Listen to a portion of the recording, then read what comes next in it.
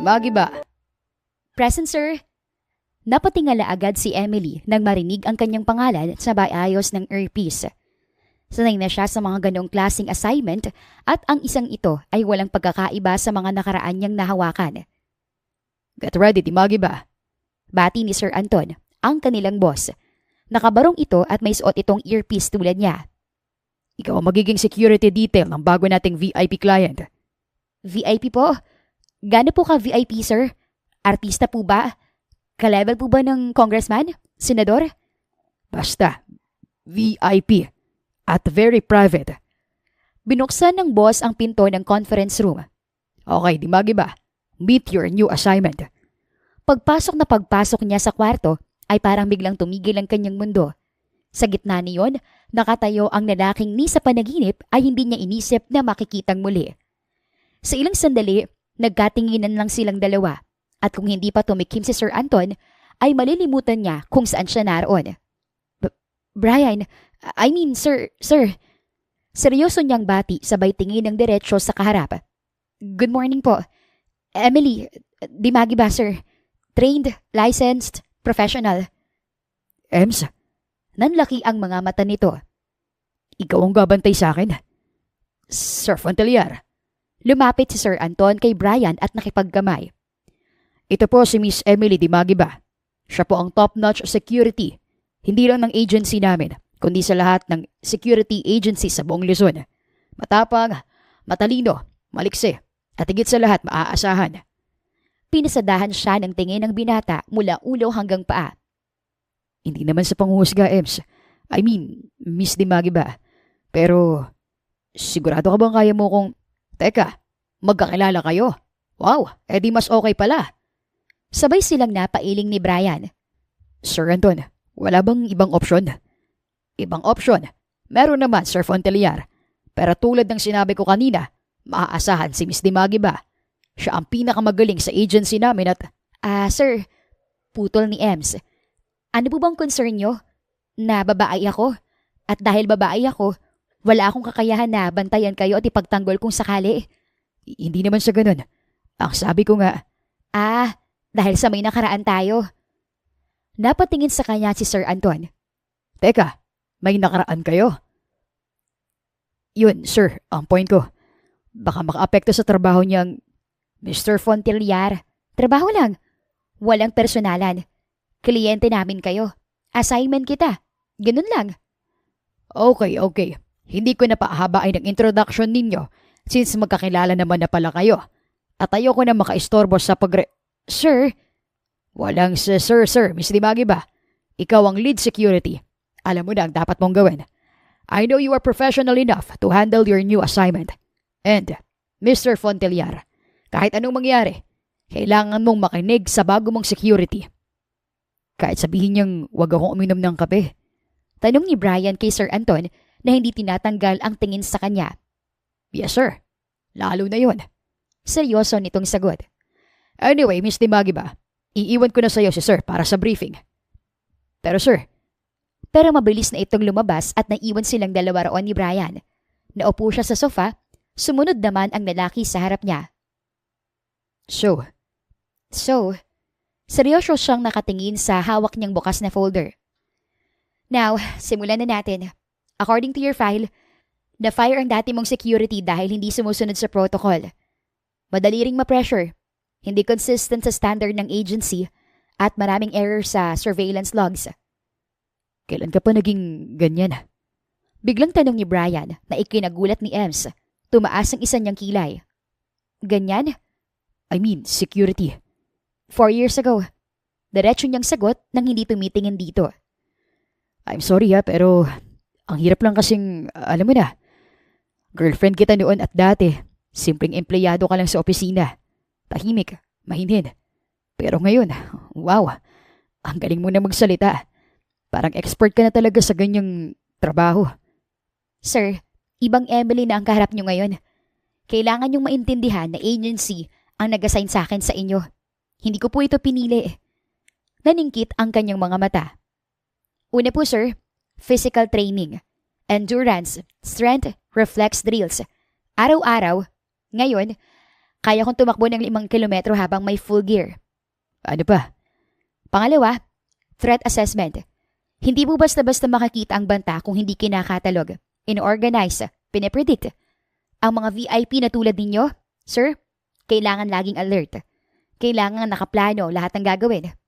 Tumango-tango ito at halatang nai-impress sa narinig. Pangatlo, hand-to-hand combat, close quarter defense, strategic retreat, at sir, firearms proficiency. Certified po ako. Trained sa live drills at simulation drills. Pang-apat, situational awareness at discretion, sir. Dagdag niya. Meaning, confidentiality. Lahat ng nakakita at naririnig ko sa trabaho, hindi makakalabas. Walang chismis, walang leaks. Saglit na natahimik si Brian. Alam nitong dapat ay professional lang ang lahat, pero hindi nito maiwasang hangaan ang dating kasintahan. From a shy office girl to a secret agent? Wow! Mukhang magiging exciting yata mga susunod na araw. Exciting? Kinununtan niya iyon ng noo. Sir, ang goal po sana natin ay hanggat maaari ay maging uneventful ang bawat araw niyo. Sa trabaho ko, exciting means danger. Oh, hindi naman gayon ang exciting na ibig kong sabihin. So, anong ibig niyong sabihin? Well, exciting. Ulit nito. Mas mabagal na parang tinatansya ang bawat letra. Yung tipo ng araw na hindi boring. Lalo lang napakunot ang noo niya. Sir, with all due respect, boring is good. Boring means safe. Walang threat. Walang aberya. Alam ko, doon pa man, gusto mo lagi yung nasa safe side. Sa trabaho ko, yun ang priority. Ang safety ng kliyente. Pero aminin mo na minsan, masarap din yung may konting disruption sa buhay, hindi ba? Napatingin siya rito. Saglit lang pero sapat na para manumbalik ang alaala ng mga gabing tahimik lang sila. Walang plano, walang agenda. Mga gabing walang ibang mahalaga kundi magkasama silang dalawa. Sir, hindi yan kasama sa job description ko. Sayang. Kala ko pa naman kasama sa package. Sir, please. Relax, Ems. Nagbibiro lang ako. Di magi ba, sir? Hanggat ako ang security ninyo, sana po ay maging professional tayo. Fine. I'll try my best pero hindi ko kaya mangako. Lalo na't ganyan ang itsura mo araw-araw. Bakit? Anong problema sa itsura ko, sir? Ngumiti ito sa paraang nakakapanglambot ng tuhod ni Ems. Noon, hindi ngayon. Well, yung suot mong all black, jeans, fitted shirt, boots, naka-braid. Alam mo bang para kang real life Lara Croft? At aware ka ba na si Lara Croft ang isa sa mga pinapantasya ng mga lalaki? Pati ikaw? Lalo ako. Naramdaman ni Ems ang pag-init ng pisngi at alam niyang namumula ang buo niyang muka, kaya yumuko siya para itago iyon. Kaya hindi ko alam kung anong i-expect working with you. To be honest. Well, sir, kung talagang gusto niyo, pakikiusapan ko si Sir Anton na sa ibang security na lang kayo i-assign para... No, hindi na kailangan. Bahala na. Ako na lang ang mag-a-adjust. Mag-a-adjust, sir? Dito sa sitwasyon natin. Sabi mo nga, kailangan nating maging professional. Kailangan kong pilitin na huwag isipin na datik tayong intimate. Sir, nanlaki ang mga mata ni Ems. Sorry. Oo nga pala. Professional. Boundaries, no history. Exactly, sir. So, security detail na kita ngayon. Hindi ex. Opo, sir. So, hindi ako pwedeng umasa na may sweet talk? Ay, ang kapal naman ng mukha niyo sa part na yun, sir. Ay, ang ibig ko sabihin, hindi yun kasama sa scope ng trabaho ko. Oh, sayang. Biro nito na hindi napigilang mapangiti. Pero Ems, Miss Dimagi ba?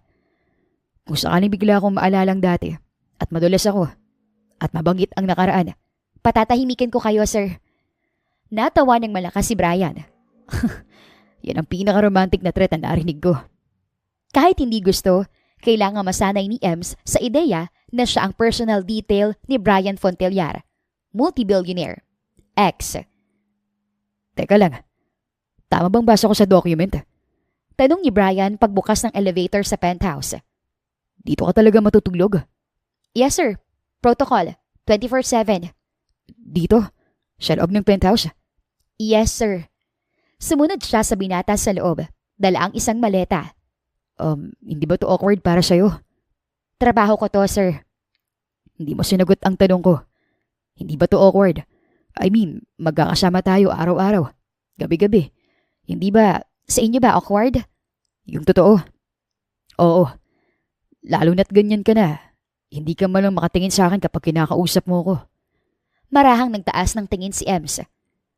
Mas magiging okay ba kung titingin ako sa'yo sa tuwing kinakausap kita?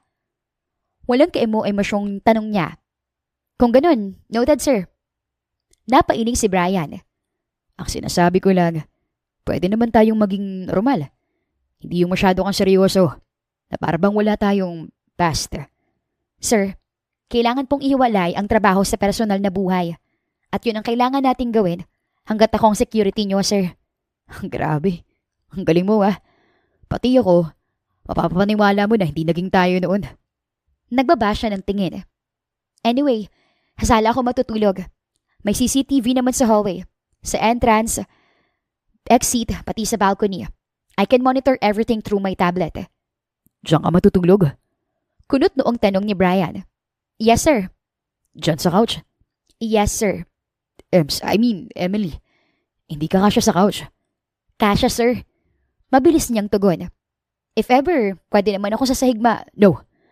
Hindi ka pwedeng matulog sa sahig. Sir, security detail niyo ako. Hindi bisita. At saka, exactly. Security detail ka. Dapat maayos ang tulog mo. Kaya ko namang matulog kahit saan. Sanay ako kahit saan. Kahit nga sa sahig lang eh. Hindi dito. Mariing sabi ni Brian. Not in my place. Kumunot ang noo ni Ems at napailing. Sir, pinapaalala ko lang ha. Security mo ako at hindi bisita. Alam ko. Pero tao ka. Babae ka. At ex-girlfriend kita. Kaya hindi ako papayag na diyan ka matutulog. Samantalang ako, komportable sa kama. Sir. Ems, please. Tuo ka na sa kwarto. Hindi naman tayo magkatabi. Malaki ang couch doon. Doon ka matutulog. Sorry, pero hindi talaga pwede. Bawal sa trabaho namin na makitulog sa kwarto ng kliyente. Ngayon, kung magiging dahilan pa po ito ng pag-aaway natin, mabuti po siguro na tawagan niyo si Sir Anton para sa kanya na mismo manggaling ang dapat at hindi dapat. Fine. Diyan ka sa sala. Pero bukas na bukas, I'll get you a full-out sofa para mas komportable ka sa pagtulog. Marahang tumango si Emily. Hindi naman na kailangan pero salamat. Pagkaraan ng ilang oras, sa wakas ay tahimik na ang buong kondo at patay na rin ang karamihan ng ilaw. Tanging liwanag na lamang mula sa labas ang sumisilip sa salamin. Mga ilaw na tila hindi natutulog, tulad nila. Nakaset ng alarm sensors. Sabi ni Emily na nakaupo na sa gilid ng improvised mattress. May earpiece pa rin siya at nasa kandungan ng tablet. CCTV looping every 30 seconds. Wala na tayong blind spot. Okay. Marahang sagot ni Brian mula sa kwarto nito. Hindi ka pa ba matutulog? Hindi pa. Ilang sandaling natahimik si Brian na nakatingin lang sa kanya, na para bang noon lang nagsisink in dito ang pangyayari. Sumandal ang binata sa pintuan. Alam mo, kung may makakita sa'yo ngayon, baka isipin nila na inaapi kita. Sir, security mo ako. Technically, nagtatrabaho ako sa inyo. Hindi man api ang tamang term pero normal lang naman ang ganitong setup. Hindi rin nakatiis si Brian at tuluyan na itong lumabas ng kwarto at naupo sa armchair sa tapat niya. Nakapajama na ito ngayon at medyo basa pa ang buhok mula sa shower. Naalala mo ba? Bigla nitong sabi. Nung unang beses kang natulog sa apartment ko. Napahinto si Emily sa pag-aayos ng higaan. Sir, kailangan mo talagang pag-usapan natin ng tungkol dyan? Oo. Dahil nasa sahig ka rin nun. Ayaw mong tumabi sa akin sa kama. Dahil hindi pa naman tayo nun. Natawa si Brian. Dahil matigas ang ulo mo. Sa wakas, tiningnan niya ito. Sir, kung ang goal niyo ay gawing nostalgic ang sitwasyon, sorry pero wala kayong mapapala. Alam mo, cute ka pa rin kapag nagagalit ka. Tiningnan niya ito ng matalim. Matulog na tayo pwede. Maaga pang pasok niyo bukas. Hindi pa ako inaantok. Aba, problema mo na yan. Ano, gusto mo ba ipagheli pa kita? Pwede ba? Tulad ng ginagawa mo sa akin nun. Yung hinimos mong likod ko, tsaka, Sir, okay, sorry. tumayo na ito. Kukuha lang ako ng tubig, tapos matutulog na ako. Ikaw, gusto mo ng tubig? Hindi na. Kape? Gabi na, sir. Gatas? Sir, mula sa kusina ay bumalik ito na may dalang isang bote ng mineral water. At tubili iyong inabot ni Emily. So, kamusta ka na? Kumunot ang noo niya. Magreklamo pa sana siya, pero wala na siyang lakas na gawin yun. Okay lang. Hindi bilang security, bilang ikaw. Kahit hindi nauuhaw ay binuksan niya ang bote ng tubig at uminom mula roon. Sir, kung sisimulan natin yan, mas lalong magiging komplikado ang setup natin. Okay, fine. Pero, pwede ba akong magtanong? Last na. Sige, last na. Emily, masaya ka ba ngayon? Saglit niya itong nilingon pero agad rin niyang nagbaba ng tingin. Wala namang dahilan para hindi maging masaya. May stable akong trabaho na gusto ko talaga. Hindi mo naman sinagot ang tanong ko. Sir, hindi advisable na i-distract ang mga sarili natin, lalo na ngayong gabi. Sorry, hindi ko lang kasi maiwasang isipin na, Sir, naalala mo ba yung graduation natin? Bigla ang naging bilis ng tibok ng puso ni Emily. Nang tingnan niya si Brian, titig na titig lang ito sa kanya, naghihintay. Sir, yung araw na yun, ang dami nating plano. Trabaho, future, simpleng buhay. Brian, After 2 days, wala na ako. tumayo si Emily, tumalikod at tumingin sa labas ng bintana. Hindi ko alam kung bakit kailangan nating pag-usapan natin yan ngayon. Matigas niyang sabi. Tapos na yun. Matagal na yun. Matagal ko na yung kinalimutan. Hindi ko sinabi na aalis ako. Hindi dahil sa hindi na kita mahal, kundi dahil hindi ko alam kung paano. Pwede ba? Umalis ako papuntang Amerika. Dugtong ni Brian. Dahil kailangan. Training para sa business namin. Natakot ako na, Brian, please, wag na nating pag-usapan. sorry kung iniwan kita ng ganun lang. Bata pa ako nun. Hindi pa ako pwedeng magdesisyon para sa sarili ko. Wala akong ibang pagpipilian. Pinili mong hindi magpaalam. Tumayo na rin si Brian at sinundan siya doon sa may bintana. Akala ko, mas madali kung aalis na lang ako eh. Mas mabilis. Mas konti ang sakit. Akala ko, hindi kita maiintindihan. Natawa si Emily kahit pa ang bigat-bigat ng dibdib niya. Okay na yun. Bakit hindi mo ko hinanap, Ems? Nilingon niyang kausap at kinunutan ng noo. Ayoko maghabol sa taong hindi marunong magpaalam. Naisip ko, kung nagawa mong umalis ng ganun lang, siguro, hindi mo talaga ako minahal. Ems, sorry. Hindi ganun. Hinintay kita, alam mo ba? Hinintay kitang hanapin mo ko. Muli natawa siya. Siguro, sobrang gulo ng isip ko nun. Kaya parang nag-shutdown na lang ang utak ko. Wala na akong naisip na gawin basta. Hinayaan ko na lang. Humakbang si Brian palapit sa kanya. Galit ka pa ba? Umiling siya. Ang sabi ng nanay noon, mahirap mabuhay ng may galit sa puso. Kaya natutunan ko na lang na magpatawad. Natutunan ako na hindi maghintay. Narinig ni Emily ang napabuntong hininga ang binata. Alam mo ba, nung nasa airport ako, ilang beses kong binalak bumalik. Hindi ko na kailangan malaman pa yan. Natakot kasi ako na kapag bumalik ako, pipilitin mo ako na piliin kita. At alam ko sa sarili ko na hindi ako magdadalawang isip, Ems. Ikaw ang pipiliin ko. Pero kung mangyayari yun, alam ko rin na walang mangyayari sa buhay natin. Magkakasama nga tayo pero hindi ko mabibigay sa iyo ang buhay na dapat ay para sa iyo. Ano bang dapat na buhay para sa akin? Yung ganito, marangya, yung mabibigay ko sa iyo lahat. Pero nung mga panahong yun, kung hindi ako umalis, kung hindi ko sununod ang mga magulang ko na mag-train sa Amerika para sa negosyo, hindi ko alam ang gagawin sa buhay ko, Emily.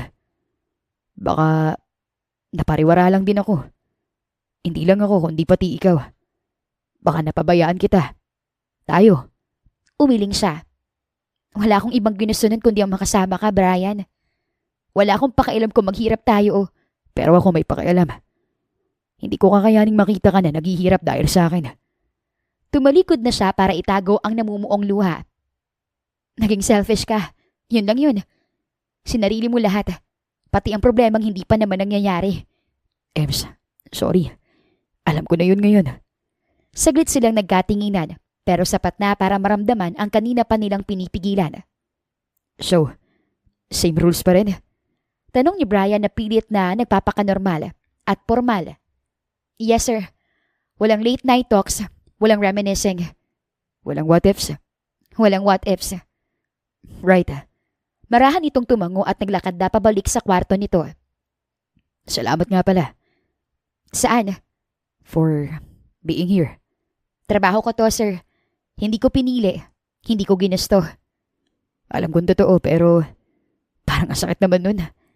Ngumiti na lamang ito kahit paramdam nito ang sakit. Good night, Ems. Emily, sir. Pwede bang kahit yun na lang? Ibigay mo na sa akin. Ang alin? Ang tawagin kang Ems. Bumuntong hininga siya at tumango. Okay. Thanks. Nakangiti nitong sabi bago tuluyang pumasok sa loob ng kwarto at dahang-dahang isinara ang pintong iyon. Pagkapasok nila sa likod na bahagi ng sasakyan ay maagap agad si Ems na siniguro ang loob niyon bago sabihin ng driver na paandarin ang makina. Seatbelt, sir. Utos niya sabay lingon sa katabi. Yes, ma'am. Tiningnan niya ito ng masama at muling itinoon ang mga mata sa labas ng bintana.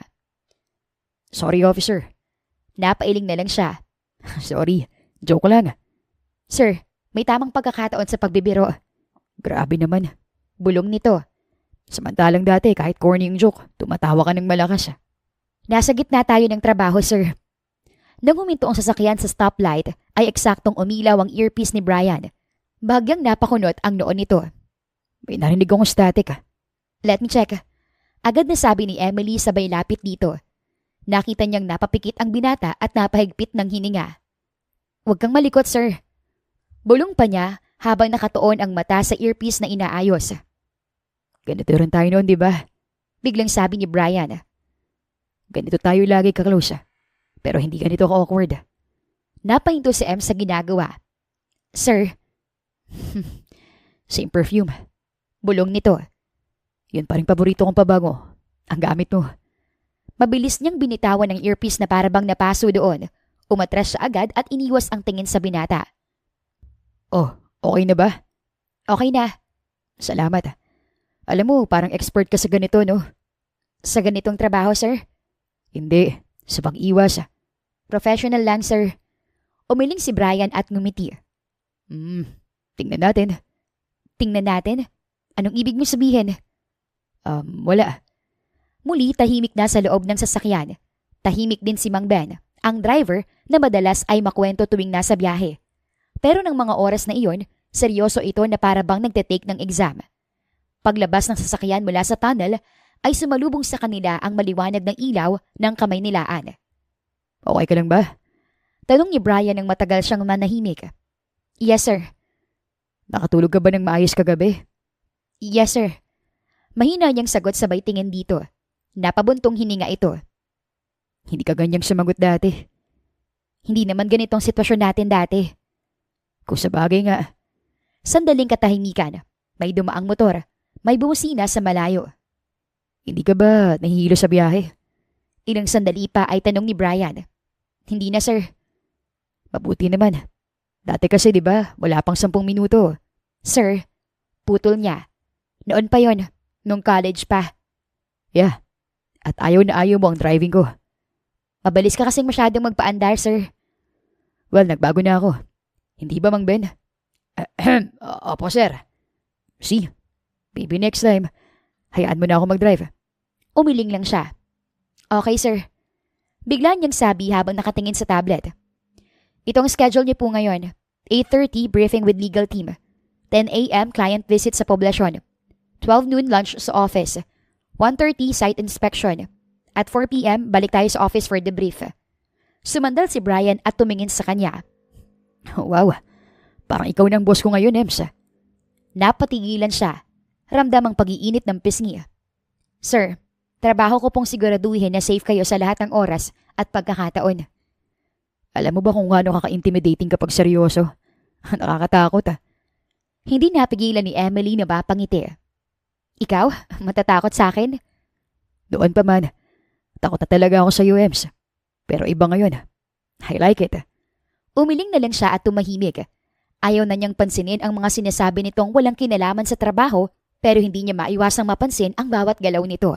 Ang bawat paglingon sa kanya at kung paano paminsan-minsang nagtatama ang kanilang mga braso. So, kailangan ba talagang sa opisina tayo mag-lunch? How about sa steakhouse? Malapit lang naman yun sa building at... Sorry sir, pero hindi po pwede. Kung gusto niyo pong may baguhin sa agenda tulad ng pagkain sa labas, pwede niyong tawagan si Sir Anton. Noted. Simple nitong sabi sabay kuha sa cellphone. Pero bago pa ito makatawag, ay bigla iyong nag-vibrate. Pareho silang napatingin doon. Si Dad. Tiningnan siya ni Brian na para bang humihingi ng pahintulot na sagutin iyon. At nang marahan siyang tumango, ay agad din ito iyong sinagot. Dad, hello. Ha? Biglang umayos ng upo si Brian. Nandalaki ang mga mata nitong tumingin sa kanya. Ano nangyari? Nasaan kayo ngayon? Saglit itong natahimik habang nakikinig sa kabilang linya. Okay po, sige. Pupunta na ako ngayon. Dad, kita na lang tayo doon mamaya. Bye. Sir? Si Grandma, inatake sa puso. Siya naman ang nanlaki ang mga mata. Kailangan nating puntahan? Sige, ako nang bahala sa schedule, sir. Tatawagan ko na lang ang sekretary nyo. Mang Ben, diretso na po tayo sa ospital. Sir, sang ospital nga pala? Saka sa Margarita. Saan yun, sir? Sa isla. May doktor na raw pero... Teka, tama bang dinig ko? Isla? Oo, kailangan nating pumunta ngayon na. Mang Ben, change route. Sa airport tayo. Yes, sir. Sagot ng driver sabay liko ng manibela. Pagkalipas ng halos 30 minutos, nakita na lang ni Emily ang sarili na nakatayo sa gitna ng tarmac. Hawak ang tablet habang nakatitig sa makintab na private jet sa kanyang harapan. Oo, nakakita na siya ng jet noon, pero sa telebisyon lamang, sa magazines at sa internet. Pero sa personal? Relax. Nakasay ka naman sa aeroplano, di ba? Maraming beses na, sir. Pero hindi sa ganito. Hindi po ito mukhang charter, sir. Mahina niyang tugon sabay turo sa private jet na may gold accents pa ang mga makina. Kailangan kasi nating makarating agad kay Grandma. Mas mabilis to kaysa sa commercial. Less hassle. Sir, siguro naman aware ka na kailangan natin ng clearance para sa ganito. Don't worry, cleared na yan. Pero hindi ganun kabilis ang... Ems, trust me on this one. Kung gusto mo, tawagan mo pa si Sir Anton. Pero bago pa niya yun nagawa, ay natanggap na niya ang mensahe mula rito. Okay na, sir. Pagpasok nila sa jet, ay pinasadahan agad ni Emily ng tingin ang loob niyon. Plush seats, security features, emergency exits, satellite communication panels. Kahit saan siya tumingin ay puro karangyaan at kapangyarihan ang kanyang nakakita. Wow! Noon sa jeep lang kami sumasakay. Pero ngayon, sa private jet. Naupo sila ng magkaharap. Hindi pa man sila nakakaabot sa cruising altitude ay may lumapit sa kanilang isang magandang flight attendant. Good morning, sir. Miss Emily, would you like something to drink? Napalingon siya kay Brian at pagkatapos ay sa flight attendant na nakita niyang nakangiti sa kanya. Miss Emily. Hindi ma'am. Hindi security. Miss Emily. Tubig na lang. Salamat. Tugon niya. Coffee. Black please. Tumango ang babae. Tumalikod at tuluyang umalis. So, ready na ako. Saan, sir? Sa tanong mo. Tungkol saan? Ito. Sa lahat ng ito. Mula sa bintana ay muling lumigid ang kanyang paningin. Ibig mo sabihin, itong private jet na parang hotel. Wala naman akong dapat itanong, sir eh. Nandito ako dahil sa trabaho ko. Wala akong pakialam sa lifestyle mo. Although, dapat kasama to sa file mo. Ang alin? Yung ganito. Bahagyang napailing si Brian at saka ngumiti. Okay. Kahit hindi ka magtatanong, sa tingin ko, kailangan ko pa rin magpaliwanag. Alam kong sinabi ko sa iyo no na may kaya kami pero, well, totoo naman yun kaya lang. Okay lang. Hindi rin naman ako nagtatanong. Tumangu-tango ito. Kaya hindi ko na rin sinabi. Eksaktong balik ng flight attendant, nakangiting inilapag ang baso ng tubig sa tabi ni Emily at tasa ng kape kay Brian. Galit ka ba na hindi ko sinabi sa'yo? Hindi. Sa totoo lang, wala naman akong pakialam. Wala akong pakialam noon. Wala akong pakialam ngayon. Ouch. Nagsasabi lang ako ng totoo, sir. Hindi mo kailangan magpaliwanag. Pero gusto ko. Huminga siya ng malalim at tumahimik na lang dahil alam niyang wala rin naman siyang magagawa. Ems, kung ano man ang meron ako, gusto ko sanang sabihin na pinaghirapan ko pero it's old money. Kung may sobrang yaman man, parents ko yun at grandparents. Pero ako, wala sa kalingkingan nila kaya kung iisipin, hindi rin naman ako nagsinungaling, di ba? Nagkibit balikat siya. Pero dati, akala mo ba talaga na ganun lang ako? Ganun lang? Naalala mo ba yung apartment ko noon? Hindi niya ito tiningnan pero napangiti siya dahil sa alaala.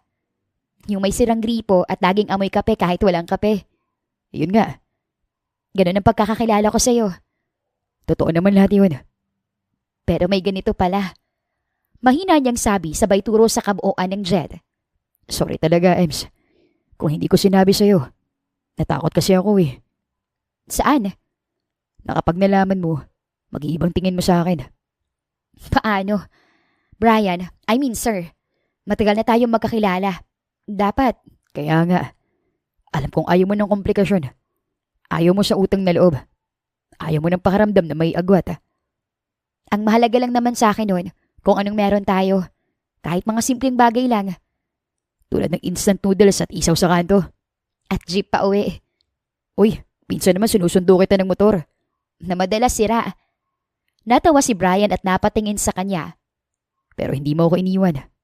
Kahit na lagi mong inuubos ang fries ko. Kahit madalas ka pang dinadalo kita sa apartment mo. Siopaw lang ang pasalubong ko sa'yo. Favorite ko naman yun eh. Hindi niya napigiling sabi. Naalala mo nung sinundo mo ako sa site sa Caloocan? Yung umuulan, walang kuryente tapos instant noodles ang dinner natin sa karinderya. Naubos ang pera ko sa pamasahe nun. Tatango-tango nitong sagot. Pero at least, nandun ka. How about nung tinawagan ako ng boss ko? Akala ko talaga nun matatanggal na ako. Pero sabi mo, okay lang. Naaayos din ang lahat. Na kung mawalan man ako ng trabaho, marami pa naman ako mahanap kasi sabi mo, magaling ako. Totoo naman. Thank you. Walang ibang naniwala sa akin nun kundi ikaw lang. Kahit na ganun lang ako. At doon ako natakot, Ems. Saan? Na mahal mo ako kahit wala pa akong napapatunayan. Na baka kapag nalaman mo kung sino talaga ako, mag-ibang lahat. Kaya mo ako iniwan. Iniwan kita. Bago ka pa magkaroon ng dahilan na iwan ako. Saglit siyang natahimik. Alam mo ba? Ang unfair nun. Alam ko na yun ngayon. Hindi na siya sumagot dahil wala na siyang maisip na sasabihin. Kapwa sila natahimik. Kapwa nangangapa ng sasabihin. Mabuti na lamang at bumalik ang flight attendant para kunin ang kanilang mga baso. Sir, kamusta ng kondisyon ng lola mo? Tumingin muna si Brian sa hawak na cellphone bago sumagot. Stable na raw. For now. May doktor naman na nagmamonitor sa kanya sa isla? Oo. Family doctor namin actually. May nurses na rin. Nandun na sila bago pa nila ako tinawagan. So, hindi mo kailangan masyadong mag-worry. May nagbabantay sa lola mo at hindi ka nag-iisa. Napatingin sa kanya si Brian. Salamat. Alam mo bang lola's boy ako? Pagkadakay sabi nito. Si Grandma kasi siyang unang nagniwala sa akin. Bago ako magkaroon ng sarili kong negosyo, bago ang lahat ng ito, siya yung nagsabi sa akin na okay lang maging simple. Na hindi kailangan magpakita ng yaman para lang maging mahalaga. At so far, tama siya. Lola knows best. Biro niya.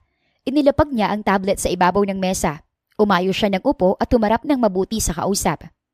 I'm sure, magiging okay na siya. Tumango ito. Sana nga. Pero pangalawang atake na niya to eh. At hindi ko maiwasang mag-alala. Siya yung tipo ng tao na akala mo kayang lahat. Hanggang biglang hindi na. Ganyan naman yata talaga ang mga lolo't lola. Hanggat maaari, ayaw nilang magpapakita ng kahinaan. Tumango ulit ito at sumandal sa upuan. Napatingin ito sa kisame ng Jet. Siya nagpalaki sa akin since laging busy si mom dad.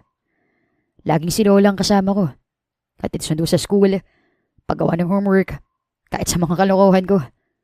Kapag galit siya, hindi siya sumisigaw. Titigan ka lang. Tapos bigla ka mahihiya at matatakot kahit wala ka namang kasalanan. Hindi napigilan ni Emily na mapangiti. Parang mas nakakatakot nga yung ganon.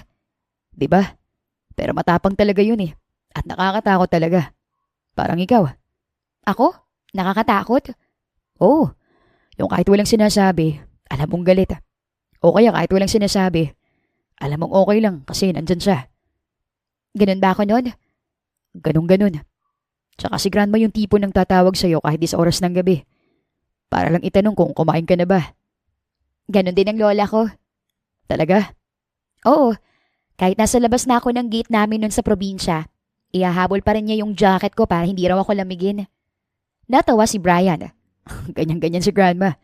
At kapag galit siya sa akin, hindi niya ako pinapansin buong araw. Pero kapag hapunan na, lagi pa rin akong pinaghahanda ng pagkain. Walang salita pero alam mong pinatawad ka na. Marahang tumango si Emily. Kaya siguro nung una kitang nakilala, magaan agad ang loob ko sa'yo.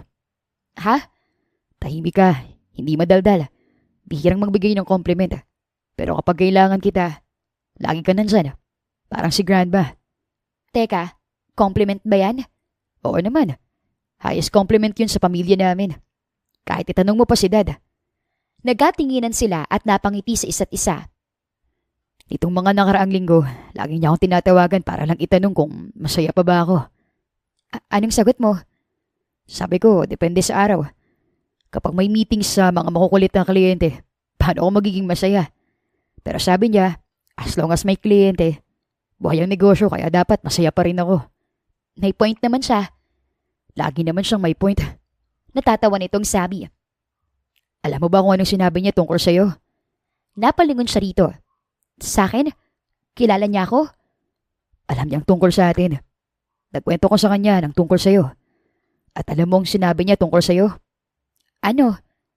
Na wag na kitang pakakawalan. Saglit siyang hindi nakaimik. Hindi mo naman siya sinunod. Kaya nga, pinagsisisihan ko naman. Napatingin siya rito pero agad din siyang nagbaba ng tingin. Kung bakit ba naman kasi ganoon itong makatitig. Na para bang mayroon pa itong nararamdaman para sa kanya. Matutuwa yun kapag nalamang kasama kita ngayon. Matagal ka na niyang gusto makilala eh. Unang sumalubong sa kanila pagbukas ng pinto ng jet ay ang malamig na simoy ng hangin. Ibang-iba yun sa hangin ng syudad na nakasanayan ni Emily. Humakbang siya palabas ng jet at iniligid ang paningin sa lugar. Dalawang lalaki ang agad lumapit sa kanila. Formal, kapwa nakaputi. Welcome home, Sir Brian. Home. Hindi iyon nakaligtas sa pandinig ni Emily. Nasaan si grandma? Walang paligoy-ligoy na tanong ni Brian sa mga ito. Nasa Maynila po, sir. Naroon din ang mga doktor. Nakabantay at nakaantabay. Stable na po ang kondisyon ng lola ninyo. Tumangu-tangu ito pero tuloy-tuloy pa rin ang mabilis na paglalakad. Okay, salamat. Let's go. Sir, sandali lang. Kailangan muna nating i-check ang route. Saglit na huminto si Brian. Ems. 2 minutes lang po, please. Tiningnan siya ni Brian at pagkaraan ng ilang segundo ay tumangu rin. 2 minutes. Mabilis ang naging kilos ni Emily. Kinausap niya ang staff, tinanong ang perimeter, ang exits ng villa, ang security cameras. Walang tanong kung bakit siya naroon o kung sino siya dahil tinawagan na ng agency nila ang mga ito. Secured po lahat, ma'am. Walang unauthorized personnel. Good. Walang makakapasok sa perimeter nang hindi dumadaan sa inyo, understood? Yes, ma'am. Salamat, Ems. Bulong ni Brian pagkabalik niya. Welcome, sir. Trabaho ko na siguraduhing ligtas ka. Nang makasakay sila sa electric car, ay hindi niya maiwasang pagmasdan ang paligid. Para siyang napunta sa isang paraiso. Hilerang ng pagtataasang puno ng niyog. Malawak na dagat sa kaliwa. Taniman ng mga bulaklak at halaman sa kanan. Walang ingay ng kotse, walang busina. Tanging gulong lang sa buhangin at hampas ng sariwang hangin. Pero sa kabila ng lahat ng iyon, ay hindi mapakali si Brian sa kanyang tabi. Sir, gusto niyong maupo sa harap? Hindi. Gusto ko lang makarating agad kay grandma. Tumango siya at tumingin sa tablet. Malapit na tayo, sir. Less than 5 minutes. At pagkaraan nga ng mahigit 3 minuto, ay nakarating na sila sa main villa ng isla. Malawak ang lugar, bukas ang mga pinto at bintana na gawa sa salamin. May ilan siyang nakitang tao na agad tumigil sa mga ginagawa nang makita si Brian. Sir, Masayang bati ng isang lalaking staff ng isla. Nasaan si Doc? Nasa loob po, sir. Wala na itong ibang sinabi. Pumasok na agad si Brian sa loob ng villa at bago pa makapasok sa kwarto ay huminto si Emily sa labas ng pinto para magbantay. Nang lumabas ang doktor makalipas ng ilang minuto ay agad itong hinarap ni Brian. Sir, pwede na kayo pumasok sa loob. Gising na po ang lola ninyo. Tingin muna si Brian sa kanya na parang humihingi ng pahintulot kahit hindi naman kailangan. Sige sir, dito lang ako sa labas. Salamat. Nakahiga si Doña Marcela sa malambot na kama ng datnan ni Brian. Maputla ito, payat pero dilat ang mga mata at may ngiti sa mga labi. Nagliwanag ang mukha nito nang makilala siya. Iho, ikaw na nga ba yan? Nariyan na ba ang nawawala kong apo? Opo, Grandma. Ang paborito niyo pong apo. Nakangiti niyang sagot kahit pangapuno ng pangamba ang puso. Maingat siyang lumapit sa matanda. Grandma. Hay, hindi ka ba marunong tumawag muna bago ka magpa-hero entrance? Sorry po. Nagmadali na kasi ako para makarating agad. Oo nga eh. Kitang-kita sa mukha mo. Akala mo ba mawawala na ako, ha? Umupo siya sa gilid ng kama at hinawakan ang kamay nito. Huwag ka naman magsalita ng ganyan, Grandma. Eh ano? Totoo naman. Matanda na ako at mahina na. Matigas kasing ulo niyo eh. Hindi pa rin kayo marunong magpahinga. Mana lang sa'yo. Ito naman ang ngumiti. Ay, mabutit na karating ka kaagad. Ginamit ko po yung jet para mabilis. Mabuti naman at may pakinabang din naman pala yung jet na yan. Sinubukang maupo ni Doña Marcela na agad inalalayan ni Brian. Kamusta ka naman, apo? Hindi ba dapat ako nagtatanong sa inyo niyan, Grandma? Eh, alam mo naman ang kondisyon ng lola mo, hindi ba? Ang gusto kong malaman, ikaw. Ano nangyayari sa'yo? At kay tagal mo nang hindi napaparito. Okay naman, Grandma. Kapag ganyan ang sagot mo, alam kong hindi ka okay. Nangiti siya. Kilalang kilala niyo pa rin po talaga ako, ha? Simula bata ka. So busy pa rin sa trabaho. Opo, Lola. Lalo na ngayon na nag-expand tayo. Expand? Sa tech, sa investments, corporate. Boring actually. Boring ang trabaho o ang buhay mo? Minsan pareho, Grandma. Tumango-tango ang matanda at bahagyang pinisil ang kanyang kamay. Eh ang tanong, masaya ka ba? Hindi agad siya nakasagot. Tumingin siya sa bintana kung saan tanaw ang malawak na dagat. Hindi ko alam kung kailan ko huling na itanong yan sa sarili ko. Iyan ang sagot. Ewan ko ba, Grandma? Parang ang dami ko nang naabot pero parang may kulang. Alam kong alam mo kung ano ang kulang. Ayaw mo lang aminin. Napatingin siya rito. May iniwan ka. Grandma. Hindi kita pinapagalitan. Nagtatanong lang ako, apo ko. Bakit mo nga ba iniwan? Akala ko po, kailangan. Nakapag pinili kong isa, kailangan talikuran kong isa. Umiling ito. Brian, apo ko. Ang mga lalaking natatakot magmahal, kadalasan, mas takot mawalan ng kontrol. Ang sakit naman nun, Grandma. Kaya nga mahaba ang buhay ko, hindi ba? Natatawa nitong sabi. Ay nako, ang saya ko na nakita ulit kita, iho. Hindi kayo galit sa akin dahil sa hindi ko pagbisita sa inyo? Sa iyo? Hindi. Pero sa mga pagkakataong pinalampas mo, oo. Ngumiti siya. Namiss ko yung mga words of wisdom mo, Grandma. Basta ang lagi ko lang paalala sa iyo. Ang mga mahalagang bagay, hindi na pinatatagal. At kapag nabigyan ka ng pangalawang pagkakataon, huwag mo nang palampasin. Okay, Grandma. Ilang sandali pa ay may kumatok sa pinto at nang bumukas iyon ay sumilip si Emily. Oh, everything okay? Mahina niyang tanong sabay tayo. Yes, sir. May sasabihin lang po sana ako tungkol sa perimeter. Hindi pa tapos itong magsalita ay narinig na nila ang lola ni Brian na tumawag. Brian, sino iyan? Grandma, wala po. Security detail po. Ay, papasukin mo rito at gusto ko makilala ang security mo. Napatingin si Brian sa dalaga. Sorry, gusto ko raw makilala ni Grandma. Wala na ring nagawa si Emily. Inayos nito ang damit at marahang pumasok sa kwarto. Nakaupo pa rin si Doña Marcela sa kama. May kumot hanggang baywang. Alerto ang mga mata. Tiningnan ito si Emily mula ulo hanggang paa. Magandang umaga po, ma'am. Magandang umaga naman, iha. Anong pangalan mo? Emily po, ma'am. Emily Dimagi ba? Biglang naliwanag ang mukha ng matanda. Teka, Emily, ikaw yung Emily na si Ems. Nanlaki ang mata ni Brian. Grandma, Ikaw yung Ems na iniyakan dati nitong si Brian. Po. Nako, iha, kilalang kilala kita. Ilang taon na kitang naririnig sa mga kwento nitong apo ko. Tiningnan ng matanda si Emily at pagkatapos ay si Brian. Bakit parang ang awkward ninyo? May problema ba? Grandma, matagal na po kasi yun, tsaka... May alitan ba kayo? Nakangiting tanong nito. Wala po, ma'am. Ano lang kasi. Pero hinawakan ni Doña Marcela ang kamay ni Emily. Huwag ka nang magpaliwanag, iha. Ang mahalaga, narito ka ngayon at nakilala kita ng personal. Brian, apo, asikasuhin mong mabuti itong si Emily. Ilibot mo siya sa buong isla. Ipakilala mo sa mga kasamahan natin dito. Nagkatinginan sina Brian at Emily. Pero Grandma, kailangan na rin naming umalis agad. Marami pa po akong trabahong naiwan sa Maynila at... Anong aalis? Walang aalis. Hindi ba darating ang mga dad mo mamaya for dinner? Kaya dapat narito kayo para makilala na rin nila ang magiging manugang nila. Grandma, umiling-iling si Doña Marcela. Walang aalis. Emily, dito ka matutulog mamayang gabi, ha? Ma'am, ang totoo po kasi, security detail lang po ako ni... Ay nako, mahina pa ako. Gusto ko. Dito ko muna kayong dalawa. Sige na, pagod na ako, Brian. Emily, stay. Please.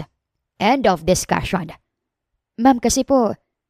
Emily, hindi ito paanyaya. Inuutusan kita na dumito muna. Napakagat ng labi si Emily. Sanay itong humarap sa anumang pressure, sa kahit na anong banda. Pero pagdating sa matandang kagagaling lang sa atake sa puso, hindi niya ito kayang hindian. Sige po. Good. Brian, alagaan mong mabuti iyong nobya mo, ha? Nang hindi ka naiiyak-iyak. Grandma. Pero biglang bumukas muli ang pinto at pumasok ang isang nurse. Ma'am, sir, pasensya na po pero kailangan na pong magpahinga ni Doña Marcela. Tumango si Brian at nagpaalam na sa lola. Nang nasa labas na sila ng kwarto, ay hindi napigilan ni Emily ang sariling magsalita. Sir, kailangan po ba talagang dito tayo mag-dinner? Umuo ka kay Grandma, di ba? Para kasing wala akong choice eh. Exactly. Mas nakakatakot si Grandma kaysa sa sniper, hindi ba?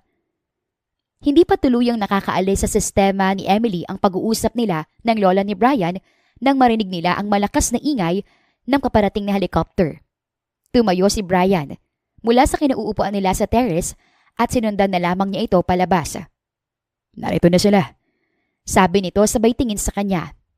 Relax. Napatingin si Emily sa langit at napadasal. Hingang malalim, Ems. Professional ka. Pamilya lang to ng kliyente mo. Ngumiti ka pero wag masyado. Huwag mong ipahalata na kinikilig ka, girl. Lumapag ang helicopter sa private landing area. Parang eksena sa pelikula. May staff na nakaabang. May tray ng inumin. May tuwalya. Kulang na lang talaga ay red carpet. Unang bumaba ang isang eleganteng babae. At kasunod nito ay isang matangkad na lalaking may puti ng buhok. Brian, anak! Masuyong bati ni Mrs. Fontellar. It's good to finally see you again. Mom, Dad. Kamusta ang grandma mo? Tanong ng ama matapos nitong tapikin sa balikat si Brian. Stable na. Nagpapahinga na siya. That's good. At napunta ang mata ng mga ito kay Emily. At sino siya, anak? Oh my! Siya ba si Emily, iho? Nakangiting tanong ni Mrs. Fontellar. Lumapit ito sa kanya at hinawakan ng kanyang kamay na para bang matagal na siya nitong kakilala. Nabanggit ni Mama na narito raw ang girlfriend ni Brian. Girlfriend? Emily. Masayang sabi ng tatay ni Brian na para bang proud na hindi niya alam kung bakit. Ikaw pala yung pinagmamalaki ni Mama. Napulingon siya kay Brian at nakita niya itong napapailing. Halatang humihingi ng paumanhin. Nice to finally meet you, Emily. Sabi ng ina sabay tingin sa kanya mula ulo hanggang paa. Tama si Mama. Mas maganda ka nga sa personal at mukhang disiplinado. I like that. At sabi pa niya, tahimik ka at mahinahon. And you keep Brian grounded. Ma'am, thank you po pero hindi po kasi... Emily, call me tita. And tito sa dad ni Brian, okay? Relax. Hindi kami tulad ng mga nasa telenovela na wicked future in-laws. Natatawa pa nitong dagdag. Tumango-tango naman ang ama ni Brian. At don't worry, hindi ka naman i-interrogate. Unless gusto mo. I mean, we have a few questions lang naman. Dad, shh. Pigil nito sabay ngiti kay Emily. So, gaano na kayo katagal ni Brian? Ay, Diyos ko. Muli, tumingin siya kay Brian para humingi ng tulog. Mom, on and off. Brian, hindi yan ang tanong ko. Ngumiti ang ina nito. Okay lang, honey. It doesn't matter naman, di ba? Ang mahalaga, sila pa rin hanggang ngayon. Saglit silang huminto sa hallway. Humarap ang ina ni Brian sa kanya at tiningnan siyang mabuti. Thank you for being here, Iha. Para kay Brian at para kay Mama. May kung anong kumurot sa dibdib ni Emily. Welcome po. Ginagawa ko lang pong responsibilidad ko bilang girlfriend? Nakangiting tanong ng ina ni Brian. Si honey, tama si Mama. Napakaswerte ni Brian kay Emily, no? Nagtagpo ang tingin nila ni Brian at ng mga sandaling iyon, alam nilang mahihirapan na silang takasan iyon. Mahabang carpet, soft lights, amoy hotel ang paligid ng hallway papunta sa dining area. Mabilis ang lakad ni Emily. Hawak pa rin ang tablet na para bang iyon na lamang ang nagbibigay ng lakas sa kanya. Sir? Yes, ma'am. Huminto si Emily at humarap sa binata. Question number 1. Mahina niyang sabi, sabay turo sa dibdib ni Brian.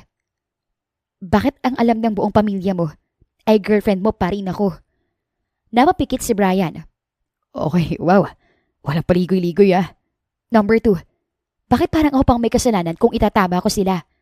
Number 3. Dagdag niya. Bakit may family dinner na kasama ko? Samantalang hindi naman ako parte ng pamilya. Napangiti lang si Brian sa sunod-sunod niyang tanong. Okay. In my defense, wala kang defense. Security detail mo ako, sir. Ba nakakalimutan mo? Hindi mo ako girlfriend na pwedeng magbigay ng emotional support at... Well, technically, hindi nila alam na mag-ex na lang tayo. Brian, I mean sir. Yes. Wala ka bang balak na klaruhin sa kanilang sitwasyon natin? Hindi ko naman sinasadya, Ems. Si Grandma lang ang nag-assume. Tapos, hindi na ako nagkaroon ng pagkakataon na itama. Hindi nagkaroon ng pagkakataon? Bakit hindi ako naniniwala?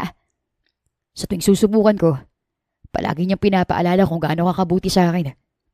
At kung paano ako nung nawala ka. Paano ka ba nung nawala ako? Miserable. Umiwas siya ng tingin. Alam mo, hindi ka nakakatulong. At least honest ako.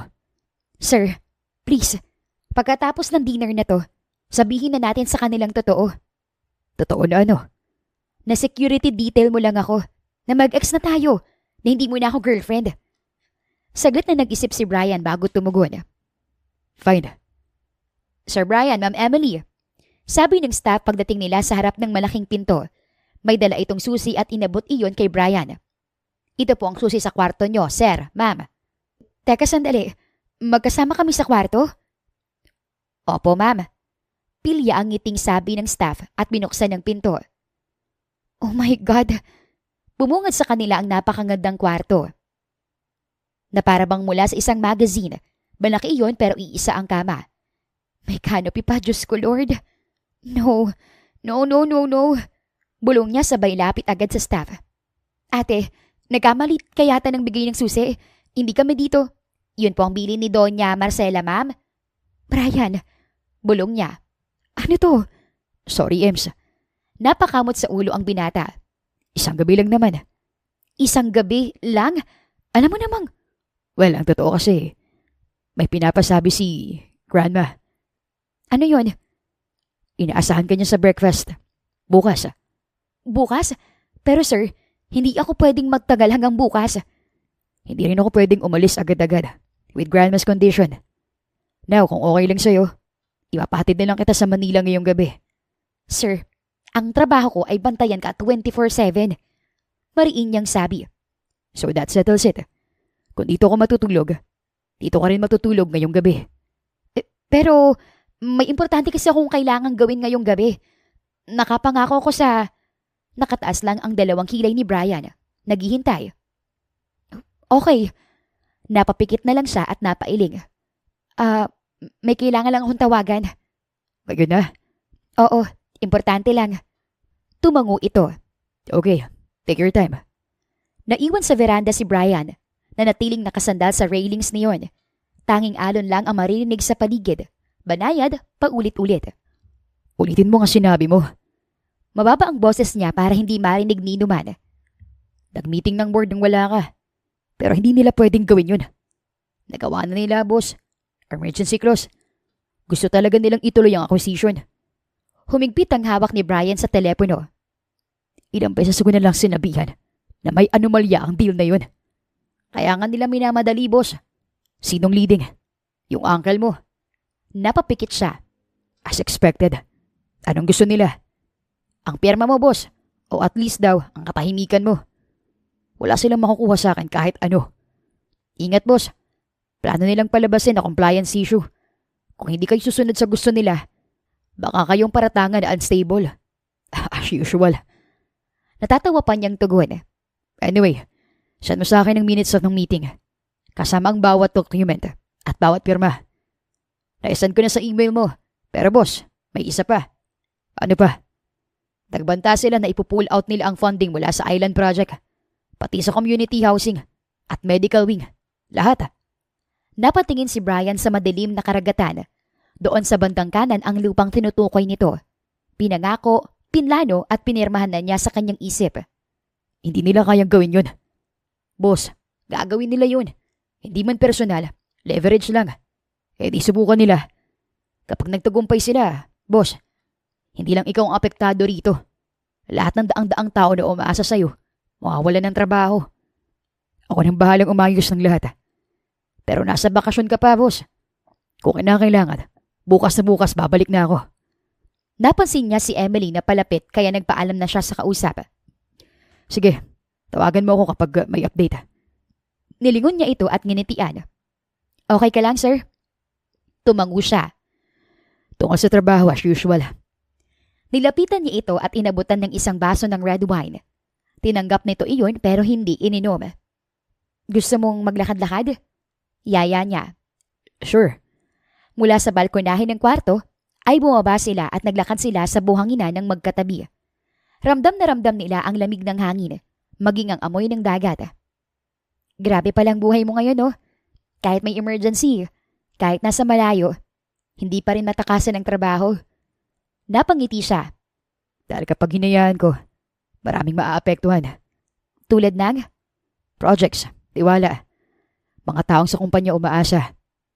Huminto siya sa paglalakad para harapin ito. Kaya pasensya na kung medyo off ako nitong mga nakaraang araw. Wala ka namang dapat ihingi ng tawad. Expected na ang ganyan sa tulad mong maraming negosyong inaasikaso. Well, sa tingin ko, hindi ako yung typical na negosyanteng alam mo. May mga kalaban akong hindi mo pa kilala. Sa trabaho? Lagi naman. Hindi sila yung tipong naninigaw o nagbabanta. Pero kung umatake sila, pailalim. Akala ko noon sa mga pelikula lang nangyayari ang ganyan.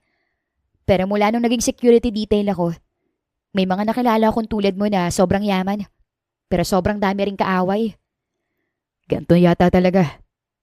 Sabi nga, with great power comes with great responsibility. Hindi pwedeng puro sarap lang. Mula sa tabing dagat ay tanaw na tanaw nila ang liwanag na nagmumula sa rest house. Gustuhin man ni Brian na i-enjoy ang napakagandang kapaligiran ay hindi niya maiwasang mangamba dahil sa sitwasyon. Hindi lang ng kanyang lola kundi pati sa nangyayari sa opisina. Ilang minuto lang ay muling tumunog ang kanyang cellphone at nang tingnan niya iyon ay hindi isang pamilyar na numero ang kanyang nakita. Hello? Hindi mo sinasagot ang tawag ko. Narinig niya sa kabilang linya. Pamilyar din ang boses niyon dahil hindi lang iyon ang unang pagkakataon na nakausap niya ito. Dahil alam kong tatawag ka rin naman ngayon. Ayoko masayang ang oras ko. Narinig niya ang tawa ng kausap. Nasa isla ka, Brian, iho. Ano ito? Grand family vacation? Huwag ka na magkunwaring tumatawag bilang kapamilya. Diretsuhin mo na. Napatingin si Emily sa kanya. Bumoto na ang board. Majority. Illegal ang nangyaring botohan. Alam mo yan. Technically absent ka. Alam mo kung bakit. Hindi pwedeng excuses pagdating sa negosyo, Brian. Frozen ang projects mo. Effective immediately. Lumakad si Brian hanggang sa hindi na siya marinig ni Emily. Kapag ginawa niyo yan, paano ang medical wing? Paano ang mga pasyenteng umaasa ron? Natawa ang kausap niya sa kabilang linya. Huwag ka masyadong magdrama. Negosyante tayo, hindi santo. Ano ba talagang gusto mong mangyari? Ilang sandaling katahimikan bago muling may sumagot.